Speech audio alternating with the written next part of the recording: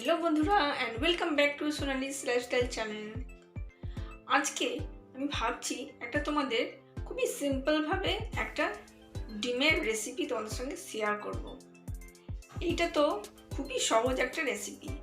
যদি মনে করো তোমাদের মনে হয় যে খুব তাড়াতাড়ির মধ্যে ডিমের যদি কোনো রেসিপি করতে চাও তাহলে কি করবে তাহলে চলো দেখিয়ে দিই খুব চটজলদি কিভাবে ডিমের একটি রেসিপি আমরা বানিয়ে ফেলতে পারবো। তাহলে চলো তোমাদের সঙ্গে আমি ডিমের রেসিপিটা বানাই আর শেয়ার করে দেখাই। এই রেসিপিটি বানাবার জন্য আমি দুটো ডিম নিয়েছি। কড়াই আমার তেল গরম হয়ে গেছে আর ফোড়ন হিসেবে দিয়ে দিলাম 5 ফোড়ন।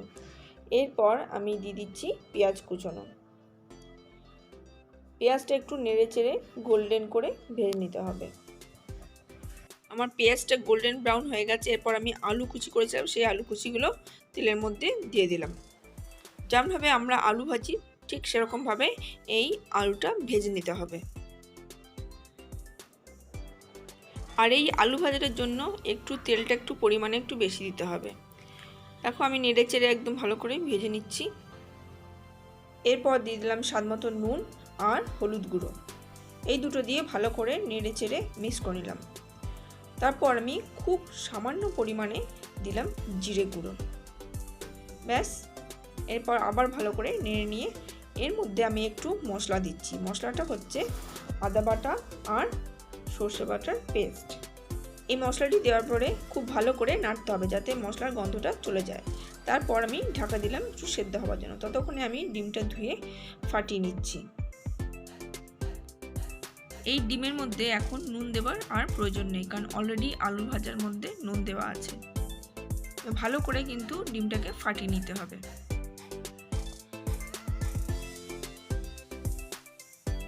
আর এদিকে দেখো আমার আলুটা ভাজা হয়ে গেছে, আলুটা সেদ্ধও হয়ে গেছে। এরপরে আলুটাকে ভালো করে নেড়ে চেড়ে এর মধ্যে আমি দিয়ে দিলাম পুরো ডিমটা। ডিমটা আলুর মধ্যে দেওয়ার পর কিছুক্ষণ রেখে এটা উল্টে নিতে হবে। দেখো আমার উল্টো দিকটা আমার ভাজা ভাজা হয়ে গেছে, উল্টে দিলাম যাতে অন্য দিকটাও ভাজা ভাজা হয়ে যায়। এরপরে খুব ভালো করে পুরো এটাকে আমাকে খুন্তি দিয়ে নেড়ে চেড়ে আমাকে ভালো করে ঝুরঝুরে করে নিতে হবে। যত বেশি খুন্তি দিয়ে নাড়বে আর খুন্তি দিয়ে এইভাবে কাটবে তত এটা ঝুরঝুরে হয়ে যাবে। খুব এটা সহজ রেসিপি, একদম তোমরাও খুব সহজে করে নিতে পারবে। এই দেখো আমার হয়ে গেল ডিম আলুর ফ্রাই। তো দেখতেই পেলে এটার মধ্যে আমি কিছুই মশলা দিইনি, খুব কম মশলাতেই আমার কিন্তু এটা রেডি হয়ে গেল।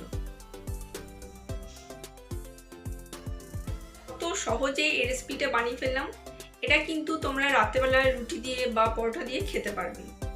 তো তোমাদের যদি এই রেসিপিটা ভালো লেগে থাকে তো অবশ্যই করে লাইক এবং শেয়ার করবে। আর হ্যাঁ, যারা নতুন দেখছো এই ভিডিওটি অবশ্যই করে চ্যানেলটি সাবস্ক্রাইব করে আমার পাশে থেকো। তো তোমাদের সঙ্গে দেখা হবে পরবর্তী একটি ভিডিওতে। ততক্ষণের জন্য টাটা, বাই বাই।